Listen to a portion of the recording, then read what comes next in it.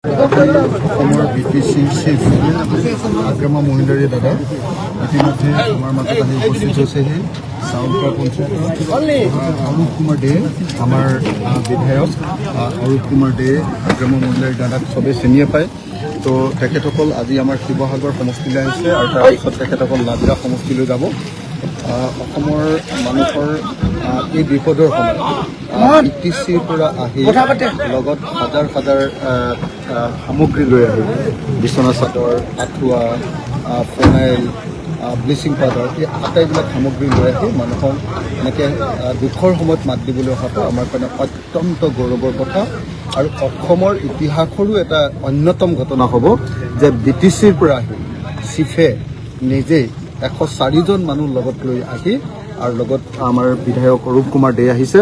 আটাইবিলাকে আহি আমাৰ ইয়াতে বান সাহায্য কৰিবলৈ আহিছে। তেখেতসকলে এতিয়া নাৱৰ জৰিয়তে আমাৰ চাউলকুৰা পঞ্চায়তৰ মলিয়াভেটা নামৰ SC যিখন গাঁও আছে, আমাৰ অনুসূচিত জাতিৰ যিখন গাঁও আছে, যিখন গাঁও এতিয়ালৈকে পুৰা পানীত ডুবি আছে, সেই গাঁৱৰ ৰাইজক খবৰ ল'বলৈ আহিছে।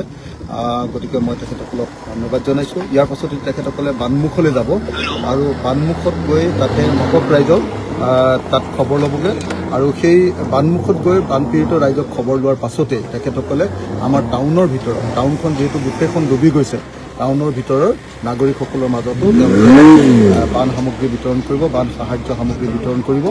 গতিকে মই আশা কৰোঁ যে এই কথাটো অত্যন্ত গুৰুত্বপূৰ্ণ কথাৰূপে অসমৰ ইতিহাসত চিহ্নিত হৈ ৰ'ব যে উজনি অসমৰ বিপদৰ সময়ত, শিৱসাগৰৰ মানুহৰ বিপদৰ সময়ত, চৰাইদেউৰ মানুহৰ বিপদৰ সময়ত আৰু যোৰহাটৰ মানুহৰ বিপদৰ সময়ত সুদূৰ BTCৰ পৰা আহি, কোকৰাঝাৰৰ পৰা আহি নিজে খাদ্য সামগ্ৰী লগত লৈ আহি, বিভিন্ন যাৱতীয় বস্তু বাহানিৰ লগত লৈ আহি এনেকৈ আমাক সহায় কৰিবলৈ তেখেত নিজে আহি সশৰীৰে উপস্থিত হৈছে।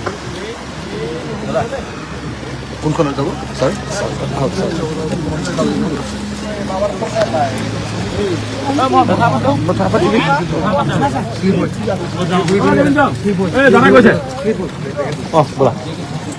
কথা পাতো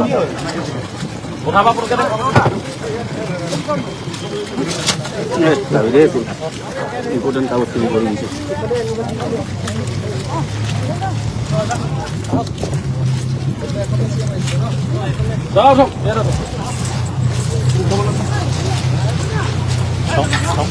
আমাৰ ইয়াতে সেই মেইন কেইজন